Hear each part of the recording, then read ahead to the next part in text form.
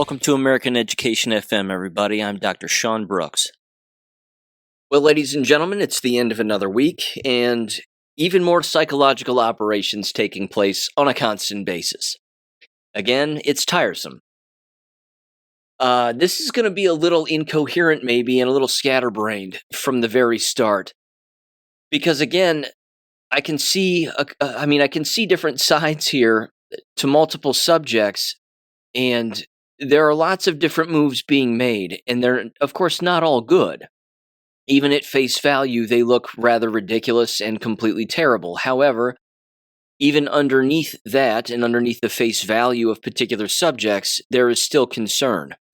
And so I just kind of want to make that clear that when particular moves are being made, even again by the Trump administration, I don't blindly support every single move that gets made or every single thing that gets said. I do understand fully that there are other factors at play here, and there are exposure operations that are always ongoing. But at the same time, when certain deals get made that certainly harm Americans, and in particular, of course, when it comes to the business of data centers in Ohio and harms Ohioans, that's a problem. And I, of course, don't support that in the slightest. But let me start here. First, of course, this week, there was a court ruling having to do with Meta, Google, YouTube, and of course, all of their partner companies. And again, it was based out of Los Angeles, California.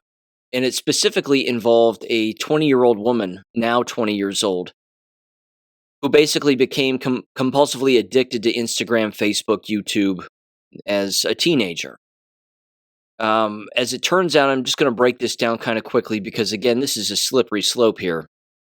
But the allegations are that the platforms were negatively designed with addictive features, such as infinite scroll notifications, engagement algorithms, lack of effective parental controls that caused or worsened her depression, anxiety, and suicidal thoughts. And the suit claimed that the companies knew about the risks from internal research, but prioritized engagement and profits. So, first of all, that's not new. Everybody knows that these tech programs willfully and purposefully design their platforms to be addictive. Again, people are instantly making the connections to things like big tobacco. That when you had all those tobacco execs, again, in front of Congress or the Senate back in the day, I believe that was in the 1990s, openly saying again, we swear under oath our products are not addictive, when in fact they knew exactly that they were. And then rather famously, you had Jeffrey Wigand, the whistleblower, who worked for Brown and Williamson as far as their research and development team were concerned, which of course was a massive tobacco company. And then openly again came to the conclusion in trying to apparently discover a safer cigarette, as it were, that the toxic levels of the chemicals inside of cigarettes were being enhanced. Now, he claims that, of course, it was nicotine in general and that the nicotine levels were dramatically increasing. I have no doubt about that. I wouldn't doubt either that they were adding, of course, endless other chemicals to it to make it even more addictive. And then as a result of all of that, big tobacco took a rather large hit, and they've taken a hit ever since. Only, of course, to change their products a bit and move into different avenues of consuming basically nicotine, among other things, in different forms. Not just via cigarette, of course, but now, of course, we have the vaping, and you have the nicotine pouches directly where you just get nicotine, with, of course, without having to smoke, and a number of other things. So when a ball like this gets kicked down the hill, it's exhausting because there are endless examples that people can point out, but it also, again, it proves a number of different things. Number one, these companies, again, know exactly what they're doing. They know that they're creating an addictive service because the idea, of course, on a grander scale is distraction.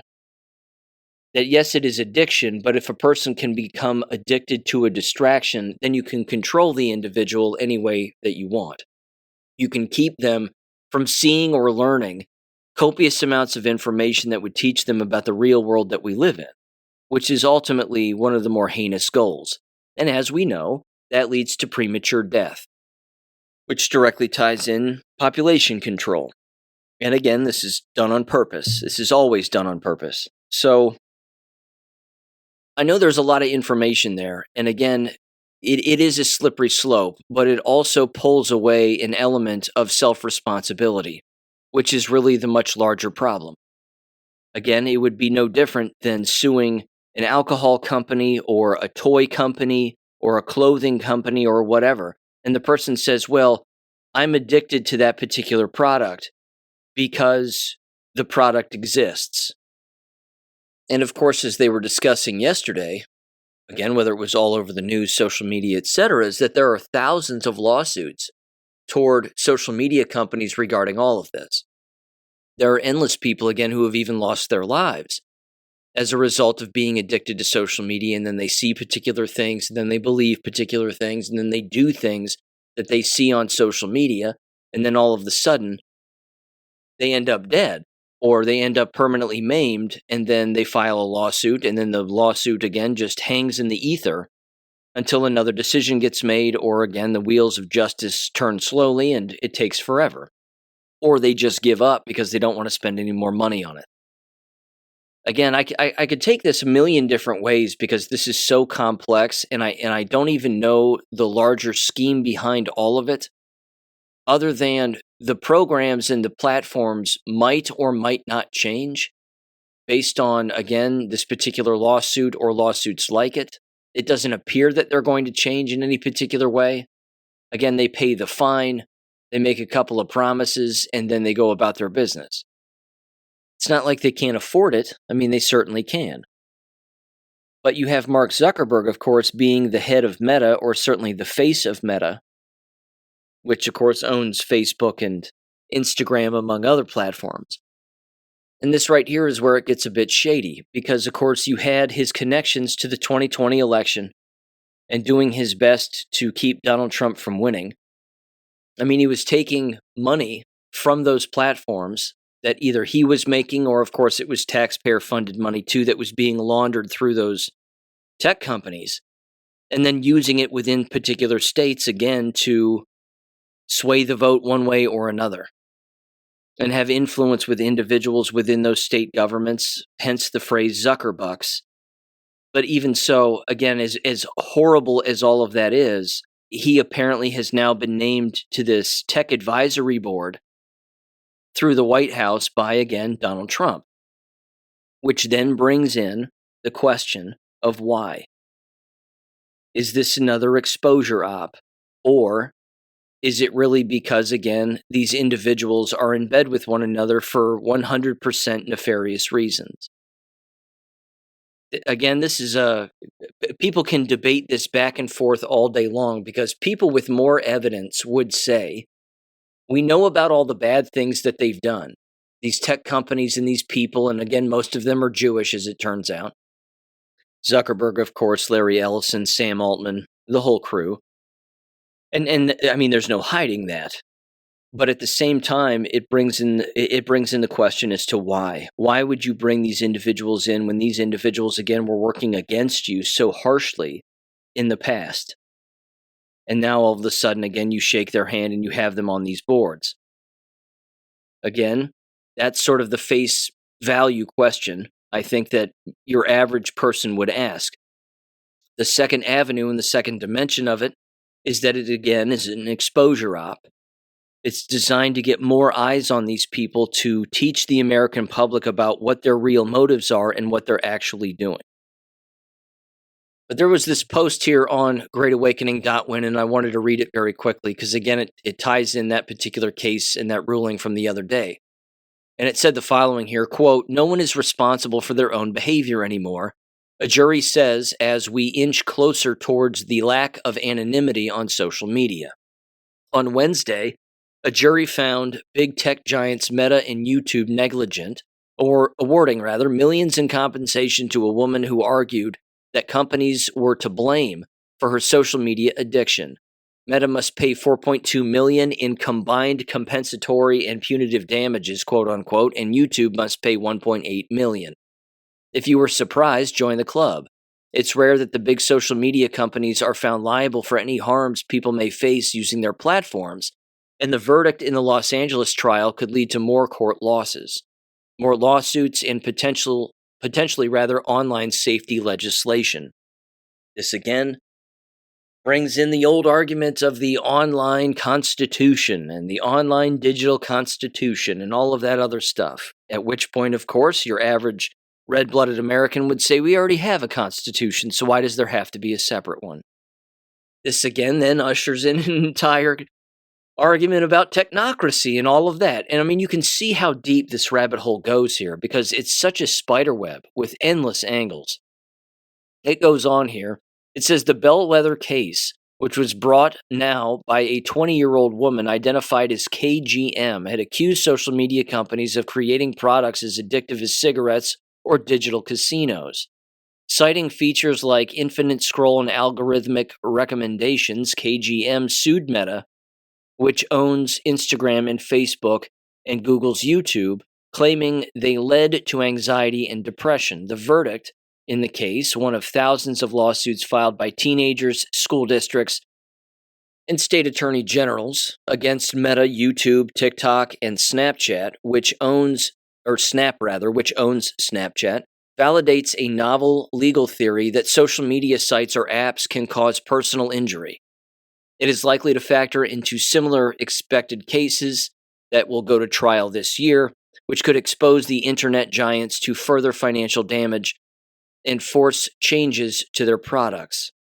It wraps up and says tech critics are hailing it as a big tobacco moment, proving in a court of law that these companies intentionally cause children harm. It's the second verdict against Meta this week after a jury in New Mexico determined the company harms children's mental health and safety in violation of state law, unquote. If I was to summarize this, again, as simply as I can, and I mean, I could drag this on for hours and hours, I guess.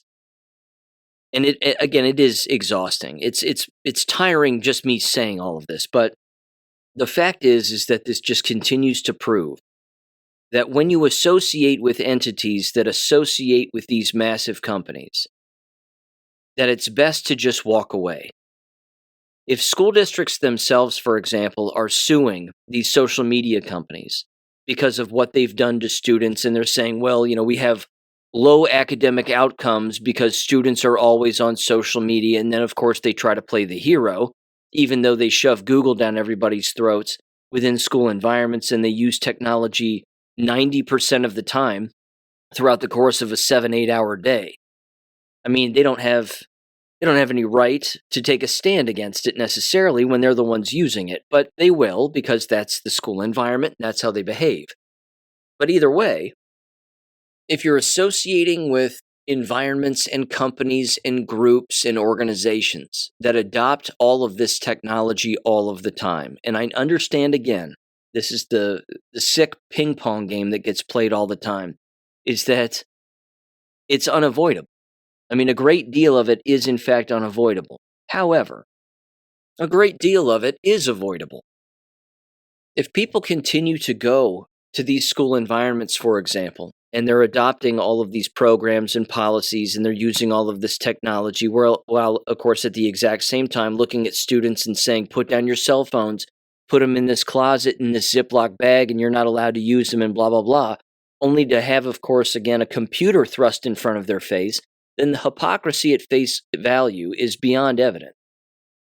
Which means, again, you can continue to operate within that hypocritical environment if you want, I guess, or you can just walk away. That way, the decision to use particular pieces of technology at your leisure is your decision. It's not someone else's. It's not government's. It's not some tech conglomerate. It's your call. You get to decide. That's the healthiest approach, I think. But unfortunately, again, the very sick, satanic scheme with a lot of these godless tech monsters is they're trying to make it so that you're so manipulated that you think you're making a choice by not using particular pieces of technology when in fact you still are. So you'll still be surrounding yourself with this kind of tech, but at the same time, you're convincing yourself that you're not using it the way that other people are using it and that you're using it less. Again, it's much like that article I read at the end of last week. I think it was last Friday. The story about the guy talking about his Casio watch from the 1980s and an Apple Watch.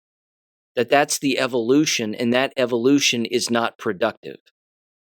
That you just want to use something because it works a particular way. But if you can trick somebody into using a particular thing that they think that they need, not knowing that there is a scheme behind them wanting you to use it, then you've got them. Therein lies the problem. It's not just brainwashing.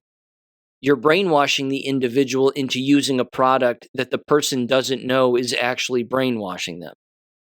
No different than the radio, television, and then, of course, every other piece of technology that exists in people's lives today.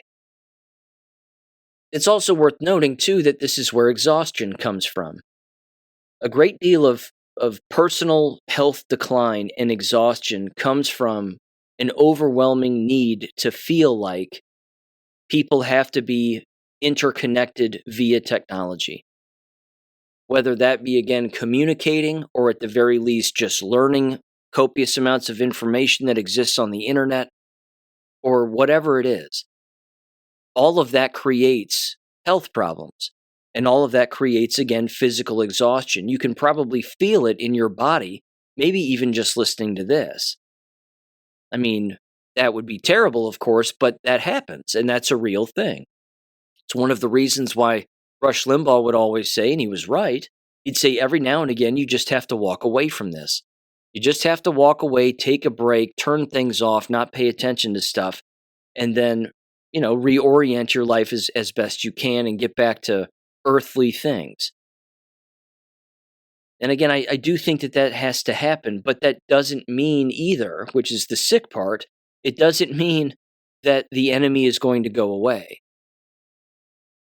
Just the other day, for example, on Fox News, they had some nitwit from NASA talking about how we're going to the moon next year. Who believes this bullshit? Who actually still believes this stuff? Well, we're heading back to the moon, and it's Artemis this and Artemis that and blah, blah, blah, blah, blah. Who cares? We're not going to the moon. Anything they show you on your TV is just that. It's television. And it's exhausting. But it's because it's lying, and it's manipulation, and it's veiled threats, and it's veiled control, and it's hidden agendas, and it's all of this. That's the part that is overwhelming and exhausting. And when a person looks into all of it, it gets even more exhausting. And then, of course, when you have individuals even make the suggestion that such technology needs to exist in abundance or for different reasons or in different avenues, even that is exhausting. You just basically want to end up saying, turn everything off, blow up everything, and leave me the hell alone. That's ultimately the conclusion that a level-headed person, I think, would eventually arrive at. Now, I have to mention this because it's in the same discussion, but Melania Trump, of course, had this particular group the other day, and I want to get this name correct, Fostering the Future Together, the Global Coalition Summit at the White House. And it focused apparently on AI, education, and children's safety and technology. She walks out with one of these Optimus robots, from X, I assume. And then she says the following in her opening statement regarding, which was about 9 minutes long in total, give or take. And I'm just going to play about a minute of it here. But again, she's talking about what it would be like to have an at-home robot that would help assist and tutor your children in classical education. Now again, I'm gonna play the audio first, and then I'll give you my take on all of this because, again, I can see multiple different angles with this. I'm not advocating for it by any stretch because I'm not a crazy person. But at the same time, it's not just a blanket statement that everybody just has to adopt this because, trust me, I don't think people are going to adopt this. But before I continue to ramble on, Let me just play the statement here very quickly, and then I'll give you my 2 cents on the other end. So here's her statement regarding all of this in 3, 2, 1. Imagine a humanoid educator named Plato. Access to the classical studies is now instantaneous. Literature, science, art, philosophy, mathematics, and history. Humanity's entire corpus of information is available in the comfort of your home. Plato will provide a personalized experience, adaptive to the needs of each student. Plato is always patient and always available. Predictably, our children will develop deep critical thinking and independent reasoning abilities. The AI-powered Plato will boost analytics skills and problem solving and adapt in real time to a student's pace, prior knowledge, and even emotional state. The byproduct, a more well-rounded lifestyle for our children, freeing up time for being with friends, playing sports, and developing interest beyond school. A more complete person. But as discussed yesterday, we must balance our tech optimism with caution. The safety of our next generation is always paramount. Knowledge is the foundation of civilization. But although academia is interesting, business is compelling. For real growth in technology and education, I encourage you to bring the private and public sector worlds together. Okay, again, I know it's exhausting. Trust me, it's tiring for me too. First of all, there are endless mixed messages in what she said there. Endless mixed messages. You've heard me bring up on the show how they've already studied the use of AI within the workforce. Rather famously, actually, where people are sold a bill of goods to believe that the use of AI allows individuals to have more quote-unquote free time. Well, as it turns out, that's not true. In fact, it's the exact opposite. When individuals use artificial intelligence within the workplace, regardless of what their job is, it isn't that it creates more free time. It's that it creates more time for them to look up more information that is connected to the information that they're currently looking up. Which means, again, if they end up with more time, that time still gets used in a way that has something to do with the task that they're engaging in online, either again for their job or even leisurely or whatever. But it's still sucking away from basically not being plugged in, from time that could be used where you're not actually plugged into anything. I mean, let me ask you this question, and everybody can answer it, of course, and everybody can self-reflect on their own and arrive at an honest answer, hopefully. When was the last time that you were not plugged into or listening to anything, let alone around it? Again, around any piece of technology. When was the last time that that occurred? For example, when was the last time that you maybe just sat outside, listened to the breeze, listened to the birds in the sunshine without listening to the radio, without having your cell phone around you or anything else, and you just sat there quietly with, again, no technology playing, no technology plugged in, your attention not drawn to it? When was the last time that that happened? Again, everybody's going to have a different answer for that. But the point is that you have to make time for that, because that's the most real thing these days that a person can actually engage in. And I would also say one of the more healthy things that a person can actually engage in these days. But at the exact same time, with, again, the mixed messages that Melania Trump was bringing up there, if the safety and security of children is paramount, then why is it that you would introduce yet another piece of technology like a flippin' robot walking around your house teaching you classical literature when you can look up this information at your leisure on your own anyway? Now you're talking about, again, this is this is so funny to me because my brain is just turning to jello right now because of all the different avenues and arguments that you can exist, which again, to a degree, and I have to say it, but to a degree, I think that this is an exposure operation because the absurdity of it is so blatant. It's in your face. Again, she walks out next to an Optimus robot, which most people don't want. Who's going to have one of these? Who's really going to communicate with a walking, talking robot?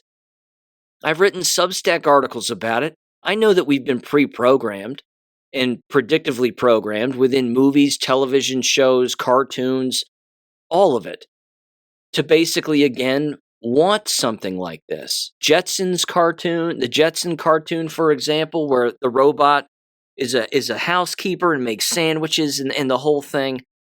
Make sure your homework's in on time and all that other stuff.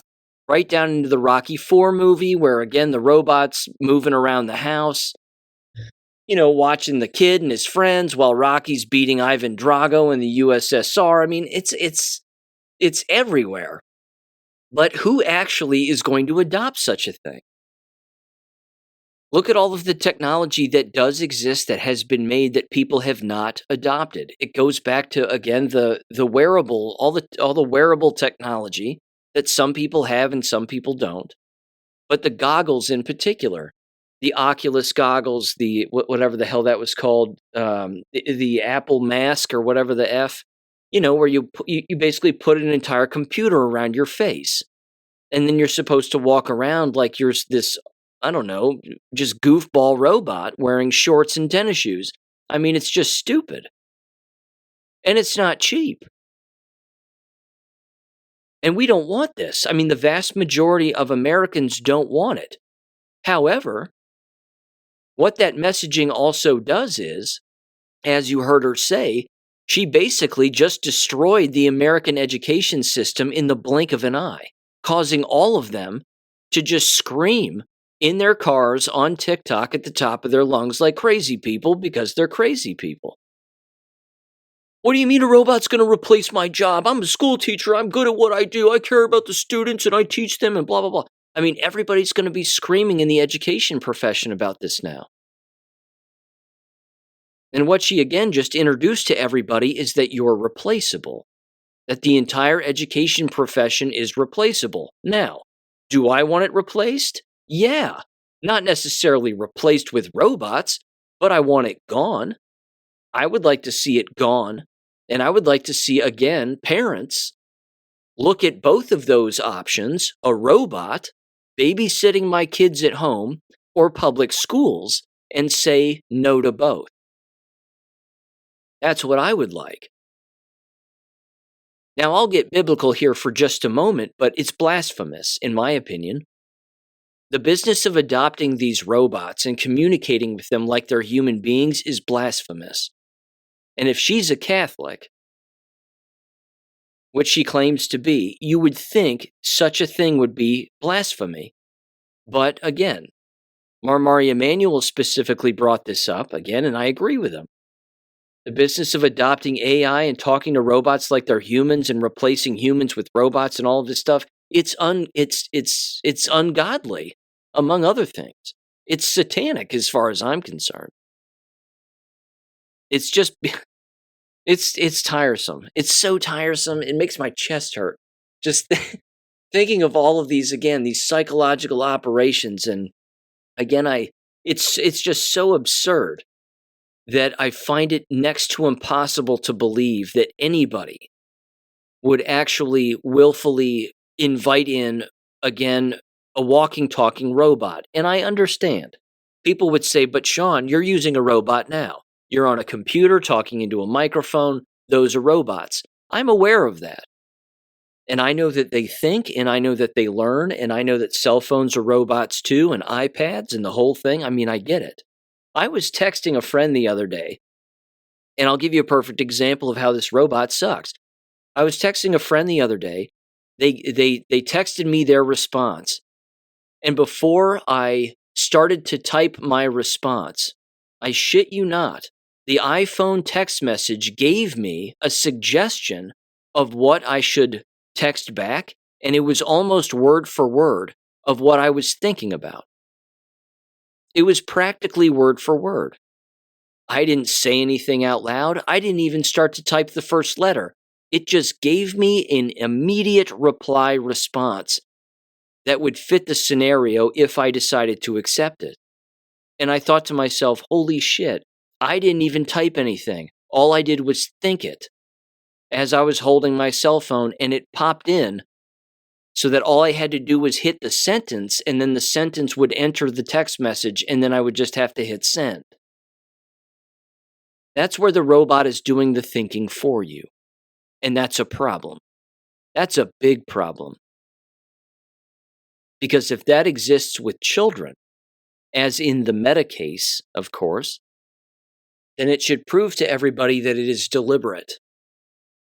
And again, people online were losing their minds about Melania Trump walking out next to a robot and then talking about having a robot in everybody's home who's going to teach everybody's kids on an individual basis, again, within the comfort of your own home.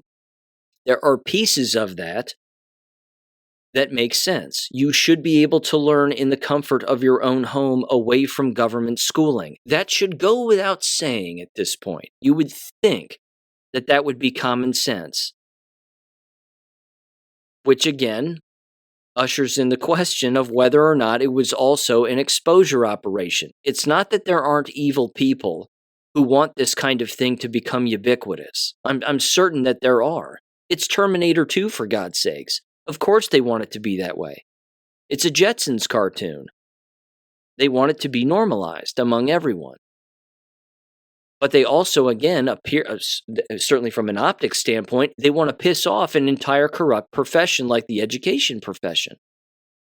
And basically say, instead of sitting in a classroom for God knows how many hours a day, listening to a fat nobody talking about something that doesn't even matter, while again spitting all of their ridiculous nonsense onto you as if it's fact when it's not, their political ideologies, their feelings, whether or not somebody broke up with them or whatever else, the divorce they're going through, who cares? I mean, school teachers do all of that, and it's disgusting. But they're basically saying, instead of listening to all those crazy people in a school environment, you can just be at home listening to a robot. Well, there's something in the middle that I think is far more healthy. Again, I've brought it up on the show. You have brick and mortar institutions for the mentally handicapped and the physically disabled. That makes sense. That makes sense. Does it mean that the mentally handicapped and the physically disabled have to walk around robots in a brick and mortar school building all day long and do what the robots tell them? I mean, that seems like a nightmare. Certainly for somebody who's mentally handicapped and physically disabled. I mean, you can picture this in your mind. It would seem like an absolute dystopian nightmare. So I don't think that that's going to happen either. However, I also don't think that the exact opposite is going to happen either, where everybody's going to have a robot teaching their kids and making them a sandwich at lunchtime.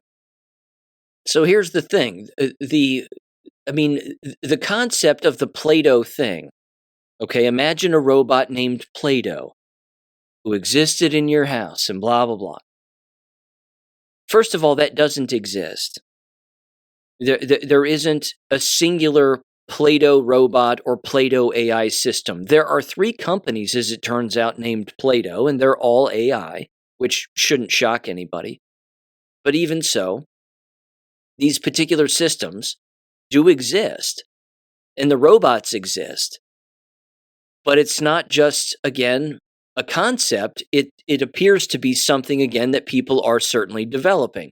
Will people buy this and have this, and will this be a thing that does exist within people's homes? If they're talking about it, and they're giving a speech about it, then probably yes. Someone will subscribe to this. Is it going to be good in the short or long term? No. But again, when you compare it to the current state of affairs of American schooling, for example, and classroom instruction, quote unquote, if that's what you want to call it, among other things, is that productive in the short term or long term either? And the answer, of course, is no. The jury is in on that one. We've rendered our decision. The brick and mortar school environment is poisonous and kills people. But now, even given the Meta lawsuit, it proves that when you are hooked into these machines, regardless of the environment, that's not healthy either. Which means not only does the answer lie somewhere in the middle, it has to exist at a 40,000-foot view. Again, the optics alone of Melania Trump walking out with a robot and then talking about robots in people's homes teaching their kids. Regardless of your political affiliation, right wing, left wing, whatever, however a person identifies, that entire thing the other day probably pissed off everybody. I would say 98 to 99% of the population. They listened to that and they thought, absolutely not. Never. Which means, again, it was basically almost like, at least in my opinion, it could have been sort of a subversive reverse psychology focus group where everybody was being tested as to whether or not they would enjoy the product. Because when you get online and you look at all of the reactions to what she said about, again, having a robot teaching your kids at home, and then, of course, walking out next to a robot like it's a real person. Regardless of again, one's political affiliation or beliefs, or again, the outlet for which they work for, and news outlets, they were all basically saying the same thing. They were like, you've got to be kidding me. And at the end of the day, again, such a thing would involve someone needing to purchase said thing. And I just don't think that that's going to happen. Even if these robots were given to people for free. Like Elon Musk saying what he's saying. In the future, we're going to have more robots than people. He's insane. And I certainly don't want to live if that's going to be the case. And I'll go down fighting these flippin' robots. Again, like I'm in Terminator Salvation. I'll do it if I have to. But at the same time, I just don't see people subscribing to it. And if for no other reason, I'll just kind of end with this. If for no other reason, it would be simply because, again, it's not human. And when I say not human, I mean it's not human on endless levels. Clearly, at face value, it's not human. That goes without saying. But to have a conversation with an artificial object on a consistent basis, and yes, I know people are saying that's what cell phones are, that's what computers are. I get it. I understand. But something that has a face, arms, and legs and walks, it's not human. It's not natural. And that's, I think frankly put, I think that alone should prove God's existence. That he made us in his image. He didn't make us to communicate with robots. He made us to communicate with him and with one another. And that's it. Because we're in his image. Robots are not in his image. Robots like Optimus or these other whatever, AI talking things that walk around with a waiter plate and handing out glasses and doing particular tasks and whatever else. Again, there's nothing about that is natural. It's not even inviting nor enticing. It exists for a deranged group of individuals who have too much money and too much time on their hands. And they love standing around these robots and giggling like it's a good thing. It's completely and utterly unnatural. But if you live in a fantasy world that you think everything is a sci-fi movie, because in the end you're really just an adult dork who again can't read between the lines and of course clearly doesn't have any calling to a higher power, then yeah, you're going to find a satanic robot to be, a pretty good idea. A nice companion who won't pick on you. So you think. And then, of course, it chokes you in the middle of the night while you're trying to sleep, and then the robot's doing your taxes and taking your place. People are even going so far as to say, of course, that robots, as we all know, and I've brought it up on the show too, is that they would replace the entire legal system. That they would replace lawyers, they would replace judges, they would replace all of it. That everything would be an automated, instant, one way of issuing guilt or innocence across the board. They've already made movies about this. They made a Chris Pratt movie about it not that long ago. I think it was called Mercy. I didn't see it, but it was something along those lines. You're talking with an AI judge, and then you have to use all of the technological systems at your disposal to prove your innocence. I mean, it's insane. I don't want to live in a time like that. But there's also, again, no correlation between using artificial intelligence or communicating with robots and having a human being reach their full potential. You can't measure that.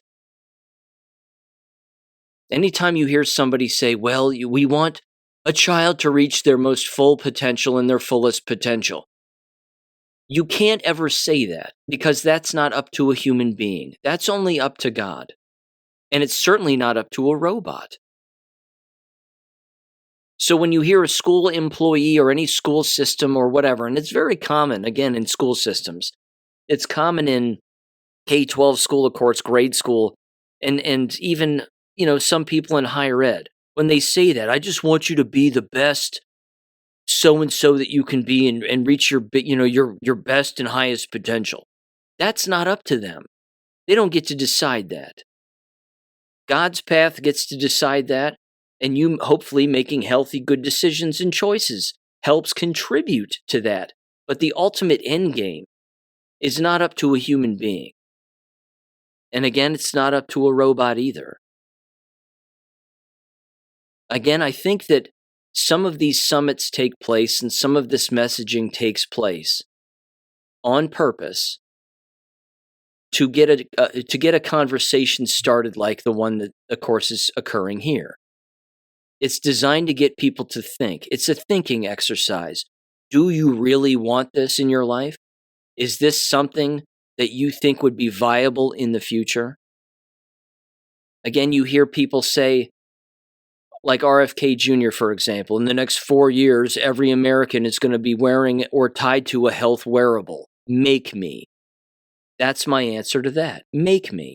I'm a conservative. I like RFK.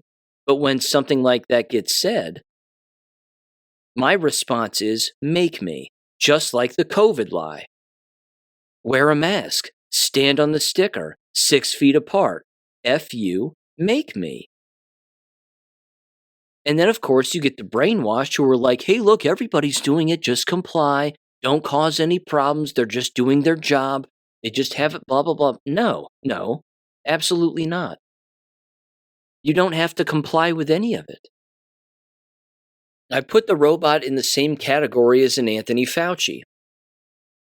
You take one of the dorkiest, most dweeb-looking pieces of trash that exists in Anthony Fauci, getting up there and telling everybody how they should behave and what they should be doing, and you should lose a little bit of your rights, for the betterment of everybody else. Again, it's a giant make me. Who is this stranger telling me how to live my life? Same thing with a robot. What robot is going to tell me how to live my life? Good luck. If robots were so fancy and everybody liked them, as I've brought up on the show before, then why isn't everybody driving around in a Tesla? Why don't people love self-driving automobiles?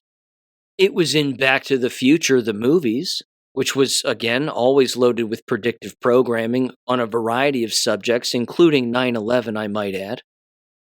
But even so, People didn't, they thought back then, like, ooh, that would be cool, flying cars. But look around you. Do people really want flying cars? No. People don't like helicopters. They don't like flying on airplanes. Some people don't like driving. Why in the hell would a person want a flying car? Again, it's just too much. It's too much human experience, and being a human outweighs anything that anybody says about some interest in a robot. And as you know, these dimwits who drive around these electric cars, they think they're either hot shit or they're some old hippie liberal who's just like, I'm doing my part. I'm doing my part to save the planet. You're not doing anything. You're making things worse. There are just too many visual optic and exposure optics and psychological operations happening right now. But it also proves that, again, human beings can be moved en masse when the messaging is on point or the messaging is just right. Take the Israel discussion, for example. This continues to prove that the entire Israeli argument and the debate back and forth of they're our greatest ally, they're consistently getting exposed as not being. So much so that Mark Levin even took the bait regarding the whole Joe Kent thing. I'm not going to spend a lot of time on this, but I found it to be very funny. Donald Trump puts out a post a couple of weeks back. It was almost like the entire thing, again, was a psychological operation and completely set up. Donald Trump puts out a post talking about how you're not MAGA if you don't like Mark Levin. I don't know anybody who likes Mark Levin. People on the left hate him. People on the right hate him. He's just an old, angry Jewish guy. He's a full-blown Zionist and a psycho. Again, I don't know anybody who really likes him. I don't think Donald Trump likes him. I think he views him as being a leech. But it doesn't matter, because if an operation is taking place, you're going to compliment a guy blindly, because what's the guy going to do who receives the compliment? He's going to try to then do something else in a reactionary way to try to make it look like he's in the right, and he knows it all. So that post goes out, and then what happens after that? Joe Kent gets cut loose for being allegedly a leaker of information and stating again that he's not interested in fighting Israel's wars. And then what does Joe Kent do? Joe Kent goes on the tour. I've called it the tour before, but there are other tours, but it's basically, again, the messaging tour. The Sean Ryan Show, Tucker Carlson. And again, he brings up the constant involvement of Israel in our politics and how poisonous that is and how bad it is. Those people have massive audiences. They're learning copious amounts of information and sharing it with endless people. If that's their takeaway from Joe Kent being on their show, then perfect. Because then what happened? Joe Kent went on Mark Levin's show. And he made Mark Levin look like an idiot. Because Joe Kent was saying the same things on Mark Levin's show that he was saying on Tucker Carlson's show, Sean Ryan's show, any other show he's been on since, saying that Israeli influence in our government and with our politicians, and certainly with conflict, is overwhelming and not a good thing. That doesn't mean that Joe Kent knows all the ins and outs of the real Iranian operation and all the real things that are taking place with Iran. He doesn't have to. But if he, again, has been manipulated to the point where he's walking around with the anti-Israel messaging, perfect. Because he said it on Mark Levin's show. And he made, again, Mark Levin look terrible. Mark Levin had to basically, again, go to a commercial multiple times whenever he would start to bring all of that up. He'd say, I'm not a Zionist and I don't believe in all of this foreign interference in both our elections and with our politicians and funding and this, that, and the other, because that's not American and that's not freedom and that's not independence. Joe Kent's right about that. But him being out there saying that is the important part, and that's the exposure op, in my opinion. Now, if that means that he doesn't do anything for the rest of his life ever again, and he participated in that exposure op to keep that messaging going, I'm all for it. That's fine. He was irrelevant anyway. Hell, I knew who he was, but I didn't follow him on X, and I didn't care. It didn't matter. But Mark Levin, again, would never typically have a guest on his show like that who would expose Israel on his own show. I'm not saying Mark Levin is in on it for a good reason. I don't think he is. He's a full-blown Zionist and a psychopath, and he doesn't go anywhere without his wife, which also seems very suspicious to me, like she's his handler or something, or vice versa, but either way, it's just beyond odd. And there was also this, I mean, I'm shifting gears slightly, but I have to bring this up. This was, I thought, rather cool. The whole CPAC conference, remember that? Every spring there's a CPAC conference, the Conservative Action Political Committee, and it's put together by the Schlaps. And they'll schlap you crazy if you disagree with them. Or Matt Schlapp will schlap your boy ass, apparently, because he was wrapped up in some lawsuit involving sexually harassing a former male staffer, apparently. Either way, allegedly, Trump and his administration are not attending the CPAC conference for the first time ever. That's kind of neat. That's a good thing. Putting these conferences out to pasture is a good idea. This was from The Last Refuge, conservativetreehouse.com, and it says President Trump not attending CPAC 2026. It's scheduled to begin March 25th through March 28th, which of course is now, in Grapevine, Texas. And interestingly, of course, it's always been in D.C., but it says President Trump is not scheduled to speak at the event, neither is J.D. Vance, Marco Rubio, or any other potential GOP 2028 nominee, including Florida Governor Ron DeSantis. There's a few cabinet members scheduled to speak, apparently. However, all of the major MAGA politicians are not in attendance. It will be interesting to see if the attendance at CPAC 2026 is impacted. Probably. But it's irrelevant, because it's always been irrelevant, and it's more irrelevant now than ever before. Of course, Ted Cruz is going to be there. Shocking. I mean, again, it's basically another AIPAC conference, essentially.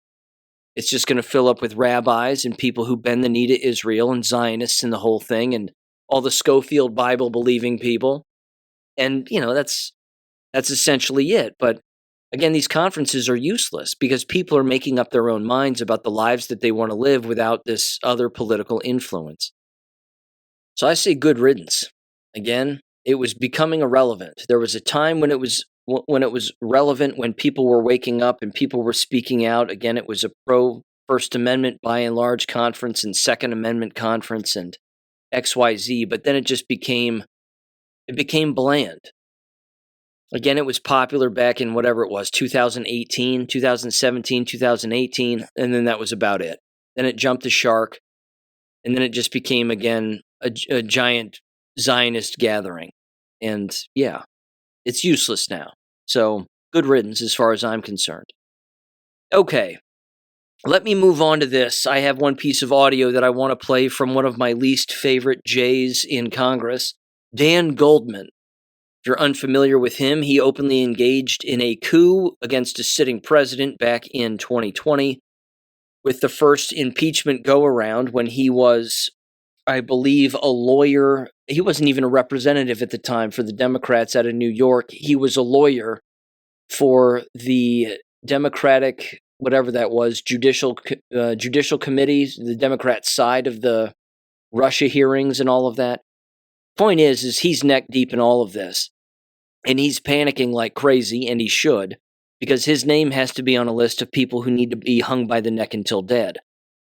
Just the other day, he was a part of this House committee, again, that was interviewing ICE agents, or the heads of ICE and the heads of TSA and all of that, and basically asking them questions about DHS funding and do they really like ICE agents showing up, and what's it like not having enough money, and blah, blah, blah. And I mean, it was beyond strange. But I want you to listen to his questioning of this female who, again, is one of the individuals in charge of TSA. And again, she's very polite, and she wants DHS to be funded to its fullest extent. And she appreciates ICE being in the airports and getting the job done. And they are apparently still getting the job done. They're speeding things up in a way that TSA may have even been politically and purposefully slowing things down. which again, a lot of people aren't bringing that up, that maybe, again, TSA was just screwing around on purpose and purposefully sabotaging things within airports. I mean, they are there. I understand that there are less of them because many have quit, many have left, and of course, they're not getting paid. But maybe, they're just engaging in sabotage, and they're just sitting around doing nothing behind the scenes, behind the walls, where everybody's packages disappear and luggage disappears, rather, and, you don't know what the hell's going on. So either way, Goldman has a way with women, and he has a way of talking down to all of them and making them all sound like they're absolute dirtbags who have shit for brains, which is absolutely terrible. But I want you to hear his questioning of this TSA lady because, again, he tries to do this, well, you can only pick one side or the other, you can't pick both. And she goes, look, just fund DHS and we won't have a problem. But, he doesn't like that answer because, again, he's an asshole. So anyway, here's Dan Goldman from that particular hearing regarding TSA and ICE within airports in 3, 2, 1. Gentleman yields back, and I recognize the gentleman from New York, Mr. Goldman, for 5 minutes of questions. Thank you, Mr. Chairman.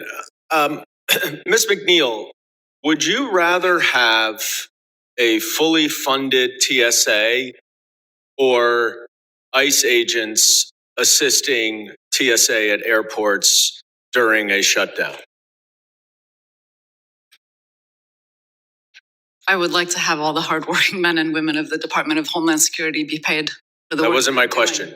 Would you rather have your agency fully funded so everyone can be paid and retroactively, or would you rather have ICE officers assisting you at airports? If DHS is funded, TSA will be funded. And would you rather have that, or would you rather have the ICE agents who are at airports right now helping you? I think that if we don't want ICE agents can you just answer the question? We need to fund the departments. It's not a complicated question, ma'am. It's not a complicated question. Would you rather have TSA funded or ICE agents helping your agency at the airport? Paying the employees for the work that they are doing is also not a complicated question. Well, I'm asking the questions and you're answering them. And I would like to understand whether you are happy to have ICE agents there or whether you would rather have your own TSA officers there. Under normal order, TSA would be performing our operations, and that is the ideal state. But I am also thankful for ICE for being there to help alleviate the burden that our workforce is feeling because we are in the third shutdown of this fiscal year. So you're happy to have ICE there, even though, as far as we can tell, there are videos of them standing around, yawning, eating candy bars, or tackling someone and arresting a woman in front of her daughter in the San Francisco airport. Seems to me like there's not a whole lot they're doing, but one thing that Mr. Homan said they were doing was checking identification. So do you have any concerns about passengers whose identification are being checked by ICE agents who are armed and may arrest them? The ICE agents that are at the airports where we're seeing long lines are helping in a multitude of different ways. The credential authentication machine at the travel document checker is one thing that they are helping us operate, and they are doing that under TSA protocols and standard operating procedures. So let's talk about this funding, because I hear my colleagues on the other side of the aisle wax poetic and melodramatic about how awful it is that your officers are not funded, are not able to work and get paid. And I want to be very clear. I 100% agree with that. The problem is that it is the Republicans who have voted down TSA funding over and over and over again. And you don't have to take my word for it. Let's listen to Senator Kennedy on Fox News, if we could play the clip. The Democrats have offered to open up everything but ICE. I said, okay, let's accept their offer. And then at the same time, we would offer a bill for reconciliation where we don't need any Democratic votes to do whatever we wanted to do with ICE. And that way we're out of the shutdown and DHS is back open. We submitted that, Senator Thune submitted that to President Trump, as is his right. He said no deals with the Democrats. So we're back to square one. No deals with the Democrats. The Democrats offered to open up everything but ICE, but Trump said no deals with the Democrats. That is a Republican senator. And that is why we are sitting here today with none of your agencies being funded. And I am sorry that you have to deal with this. I am sorry you are having to get by with no funding, with people having to literally leave their job so they can take another job and get paid. That is absolutely unacceptable, and you are right to be frustrated, and I'm concerned about our homeland security. I am concerned about CISA. I am concerned about the damage it is causing. And that is why you ought to call your boss, President Trump, and tell him to take the offer that the Democrats made to fund all of your agencies. And I yield back. He's such an idiot that, again, funding DHS means funding ICE. That's the whole point. And it's a political game. They don't want ICE funded anymore. Too bad. Too bad. That's like funding every other three-letter agency that exists in government except for the one that you're offended by. You don't get to pick. You don't get to choose. No deals. That's even in Q posts. No deals. No deals are going to be made here. So yeah, who has the leverage? Not to mention less TSA workers, who cares? It's a bloated bureaucracy anyway. What's the point? Who needs it? As I said previously, if you have ICE show up within these airports, you have instantaneous deterrence immediately.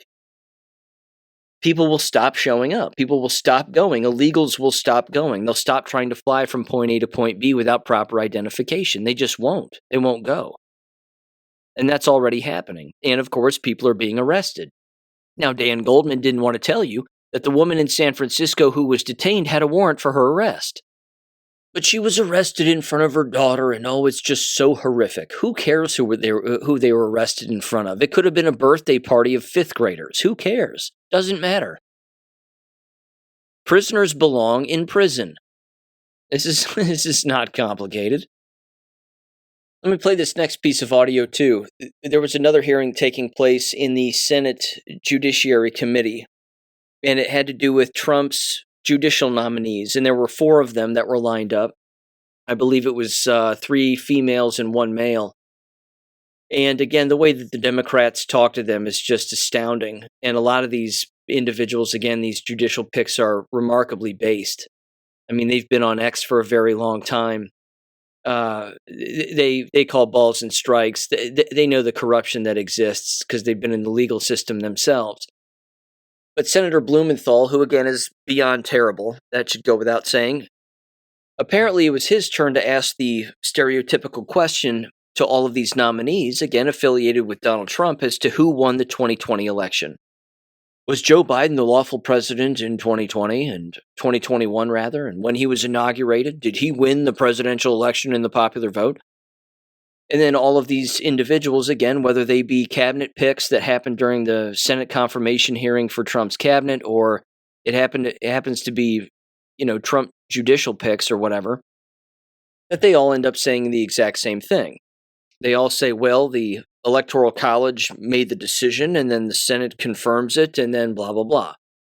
But they'll never say Joe Biden won, which is awesome. And I love that they dig in like this, and they always say, they just avoid it completely. They never say, yes, Joe Biden won the presidential election, and he was the lawful president, and XYZ. Now, why is it that they never say that? I think it's because we're about to see a full-blown reversal. And these Democrat senators know it. And they are furious. They're all angry. I could play you audio of Sheldon Whitehouse, who's another complete piece of trash, and he talks to these women like they are trash.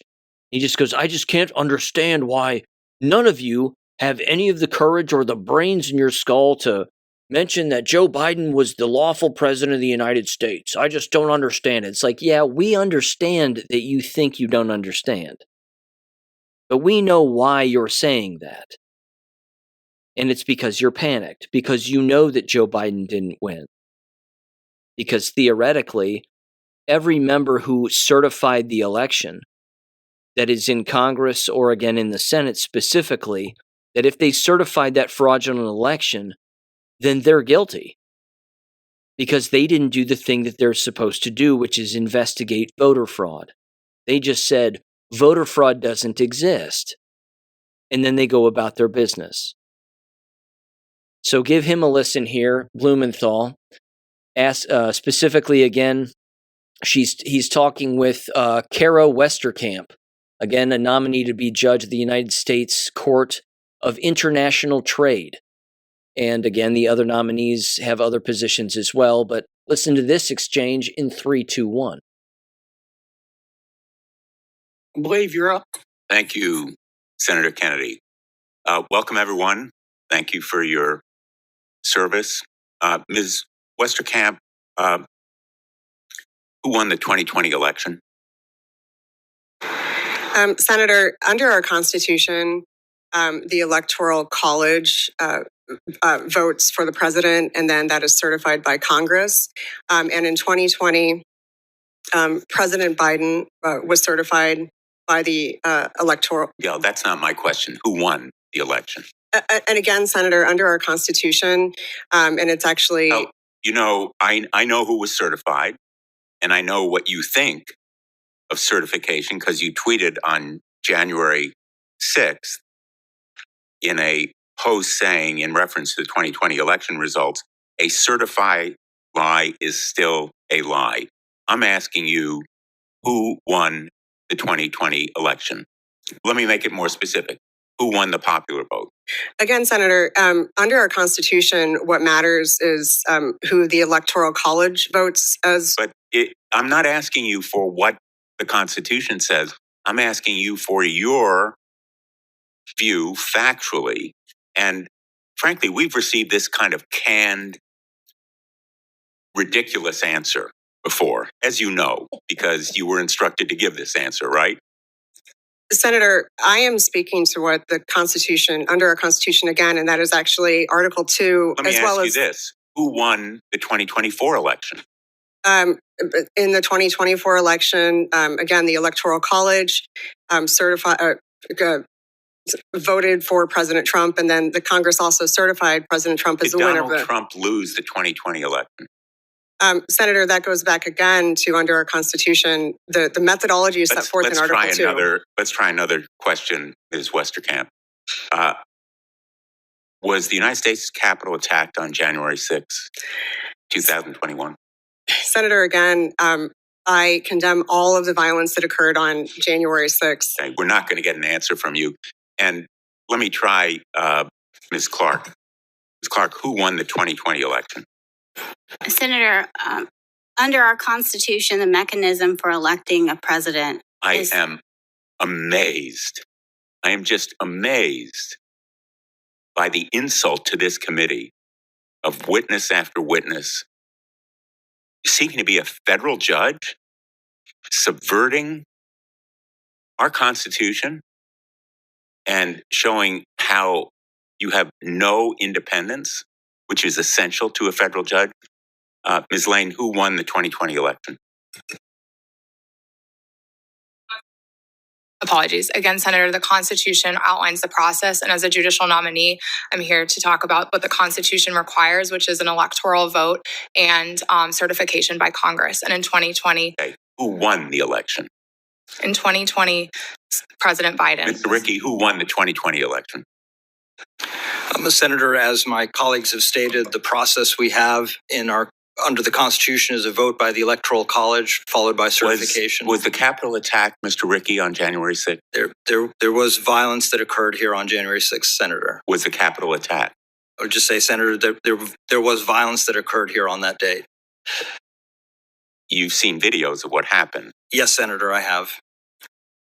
Was the Capitol attack? Again, Senator, I say Ms. Lane, was the Capitol attack? Senator, the characterization of January 6th is subject to ongoing controversy and debate. And as a nominee, it would be inappropriate for me to characterize it. Ms. Clark, who won the 2024 election? Senator, under the process set out by the Constitution, the Electoral College elects the president, and it's president. Can you pull that mic a little closer, please? And the Electoral College elects the president. You know, the answers here, which obviously are canned, they're pre-rehearsed, they're Orwellian in their denial of reality, and they are a subversion of this process. They're an insult to this committee, but they also fundamentally show a complete lack of independence and backbone and impartiality, which are the fundamental requirements of a United States District Court judge or a judge on any panel, is Westerkamp. And I'm a little bit disappointed that you're not more original, that you can't think of a few different words. I'm just amazed. Thank you, Mr. Chairman. The Westerkamp lawyer, too, she was hilarious. I mean, the woman's based. Dick Durbin at the beginning of the committee meeting, he says, I mean, he's reading her old tweets where she called Mitch McConnell Cocaine Mitch. It's just awesome. It's awesome. And then she said something like Lindsey Graham is only in politics for his own self-preservation or something like that. I mean, she's totally based. She gets it completely. It's perfect. And then Durbin goes, would you like to apologize for those? And she goes, yeah, I would like to apologize. I was speaking in my personal capacity, not as a judicial nominee or as a judge or blah, blah, blah, whatever else. And then that was basically it. But then again, at the end, I think, Sheldon Whitehouse is one of the last to go, and he basically just tears into all of them again, and he just goes, I can't believe all of you aren't saying that Joe Biden won, and I just can't believe it, and I can't believe it. Well, if there ends up being real accountability at the end of all of this, they're not going to believe that there's a rope around their neck when this is all said and done, or that they're sitting in jail for trying to overthrow a duly elected president. We have to have accountability. It's got to happen. I wish it would have happened a whole lot sooner. And again, this timeline sucks, and it's eating everybody alive here, because everybody knows exactly who's guilty. We've read the law, been over it on the show. It's crystal clear. You cannot certify a fraudulent election. And if they have communications of these individuals knowing that it was fraudulent and Biden really didn't win, which they knowingly did, then they're guilty. Hence the word knowingly in all of the Q posts. You can type in the word knowingly and then read all of the posts where it pops up. It's in law. It's written out in U.S. code. I mean, it's crystal clear. They knew exactly what they were doing, and they're involved. It's only a matter of time, I think, but it's got to happen. Okay. Quick on education, and then quick on a couple of jab-related things. First of all, homeschooling enrollment is increasing. Since 2020, it's been approximately nationwide 1.5 million students have left the public school system. That's fantastic. And that's growing. It's not decreasing. Again, once people wake up, you don't go back to sleep. Once you leave, you don't go back. Then there was this from Just the News here this week. California school district spends over $900,000 on DEI programs.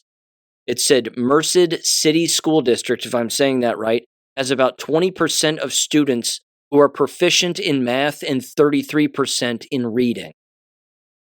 But they're spending $900,000 on DEI programs. Again, that's the business in a nutshell. It says the contracts provided by the nonprofit Defending Education includes an African American affinity group for 100 African American students and a summer rap camp That's good. The cost to facilitate those programs is an estimated $270,000. It says in one of the signature programs titled More Than a Month, MOOR than a month, song lyrics modeled after those of hip-hop group Migos. Tell me I'm getting that wrong. I do not care if I am. Reference what the program describes as white male skew, quote unquote, in history education. It says, quote, "This tracks for you every teacher and parent you need. This truth, our history books have a white male skew, but believe me, I ain't blaming you," the song lyrics say. Sorry, I had to read that. I've just lost IQ points. It says the district serves about 11,400 students and has a student-to-teacher ratio of 25-1. According to data from the website Niche, about 20% of students are proficient in math and 33% in reading, giving the district a overall grade of a C. Well, it should be below that statistically, should it not? Shouldn't it be an F? It says the school board previewed a 2026 contract proposal from Schoolyard Rap on December 9th, 2025, and approved it at a January 13th, 2026 meeting. Quote, "Any discretionary money should be focused on targeted interventions and remediation for the huge percentage of students who remained below grade level in reading and math." And Erica Sanzi, Senior Director of Communications for Defending Education, told the Center Square, quote, "Spending nearly $1 million on programs based around identity and activism is indefensible, and in the case of their affinity groups, also illegal," unquote. And in stereotypical fashion, the school district has to defend itself because what's better to defend than the indefensible? And they said the following, apparently to Fox News, that they proudly support the partnership with Schoolyard Rap, which fosters, quote, "a unique approach to education by engaging students through music, media, interactive assemblies, and much more," unquote. Yes. If you're teaching them rap and you're having assemblies and you're wasting time instead of reading, writing, comprehending, learning grammar, and learning how to speak the English language fluently, then you're wasting your time. And you're wasting money. $900,000 of it, to say the least. Again, school districts haven't changed their DEI policies. They haven't changed their programs. They've just gotten rid of some of the language. The local school district, for example, here in the town where I live, they put it on all of their agendas. It just doesn't say the word diversity. It says something like respect. What does it say? They just move the words around, like I said they would do. Respect, equality, and inclusion, or respect, inclusion, and equality, something like that. They just got rid of the word diversity, and then they just flip-flopped two of the words. Who are they fooling? Who are any of these districts fooling? Again, you talk about needing to lose federal funding. It's all of these schools that are still doing the same things that they're not supposed to be doing by law. This is another funny thing, too, just, again, to wrap up the education portion. There was a post making the rounds the other day from Fox News where the Supreme Court ruled in a particular case last summer, ironically enough, having to do with how the books that exist within school environments that have the whole gay agenda and the sex and all that nonsense, that all needs to be brought up to the parents, and that the parents need to be told by school districts nationwide what books are in their libraries and what books are being used for instruction, even within specifically classroom instruction. But that was making the rounds on social media like it was a brand new Supreme Court case that came out yesterday. It isn't, and it wasn't. It was from last summer. Again, people don't know their rights. People don't know what the law is. School districts don't know that that's the law, that they have to do that. It's Supreme Court precedent. But yeah, I mean, it's astounding. People are just moving things around, like it's brand new, and it isn't. It's approximately a year old. Anyway, jab-related stuff real quick. I can't believe I have to say this. This is from Gizmodo, so you know it's complete garbage. But either way, they're claiming there's a new COVID variant. BA.3.2 is spreading and may evade immunity. says the CDC, therefore rendering all vaccinations useless. Oh, the lies. It's incredible. Isn't this incredible?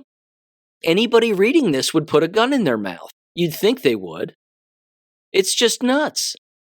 Yeah, because COVID doesn't exist, because it gives you AIDS. The shots specifically wear down your immune system and ruin your DNA. And then they tell everybody, well, sorry you took those shots. It turns out COVID's mutating again, and there's another variant, and all hell's going to break loose.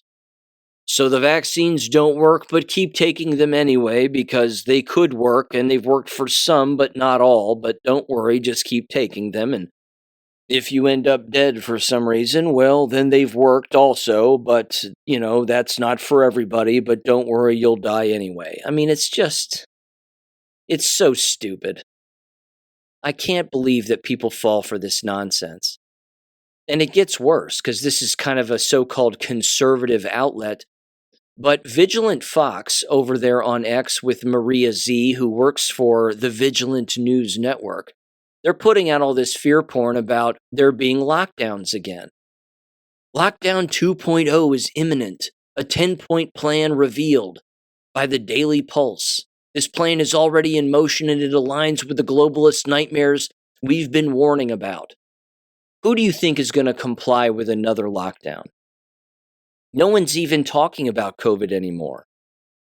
There are still idiots who wear masks. There are people who are coughing on each other on a constant basis, and they're not wearing masks, even though they did back in 2020 and 2021.